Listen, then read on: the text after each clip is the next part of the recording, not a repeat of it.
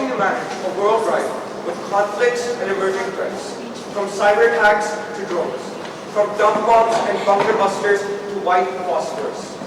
Worthy Master, wherever he is today, honorable judges, and my dear fellows, Assalamu alaikum and a very good morning to you all. My name is Shayan Mahmood Khan of class M1A1. The United Nations started 8 decades ago with an initial membership of just 50 countries.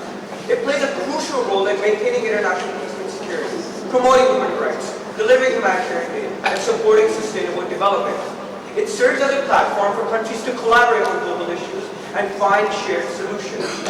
Dag Hammarskjöld once said, "The United Nations was not created in order to bring us to heaven, but in order to save us from hell."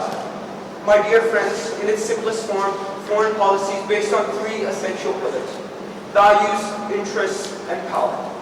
Small countries' toolkits are mainly about values and interests, but the power, hard or soft, is a luxury of only the bigger players. The United Nations is a case in point. Big players have power to the permanent membership of the Security Council, but the smaller players can also influence the ebb and flow of international relations by simply being active in the corridors of diplomacy. Power. The highest level was represented by the Security Council. The United Nations of today does not sufficiently reflect on the realities of the balance of powers.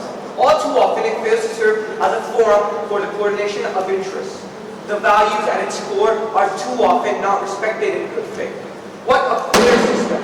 5 countries get to decide what the whole world should do. The Security Council's veto power, which allows permanent members to block resolutions and actions, leading to a perception of impunity for powerful nations. As a result, smaller nations are often left unheard, and decisions frequently favor the interests of the mighty. Every country wants to have the freedom to make a choice and a possibility to influence the whole world around them. In more recent times, great powers have begun using economic integration as weapons, tariffs as leverage, financial infrastructure as coercion, and supply chains as vulnerabilities to be exploited. My dear friends, just imagine, never before in history has humankind had such means and innovations at its disposal to solve the world's most pressing problems. However, the current direction is wrong in many ways. There are more wars than at any time since World War II. The world is becoming increasingly divided, and so are our societies. In different parts of the world, we are witnessing immense civilian suffering and blatant disregard for humanitarian principles. Recently, we witnessed the most serious and brutal crimes in the Middle East. Civilians in Gaza are experiencing immense suffering. The deepening humanitarian crisis has reached unbearable levels and represents a failure of the international system. In other parts of the world, conflicts are raging, causing immense suffering locally, instability, and reverberations globally. We have witnessed particularly brutal crimes in Jammu Kashmir, Sudan, Ukraine, Congo, Haiti, Myanmar, and Mali.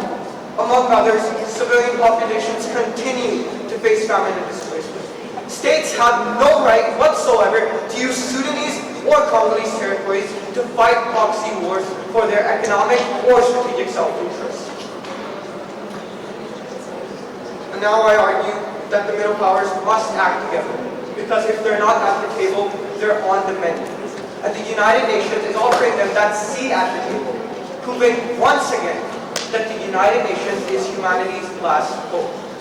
We should learn from history, but always look towards the future, bearing in mind that my friends, our decisions will shape it.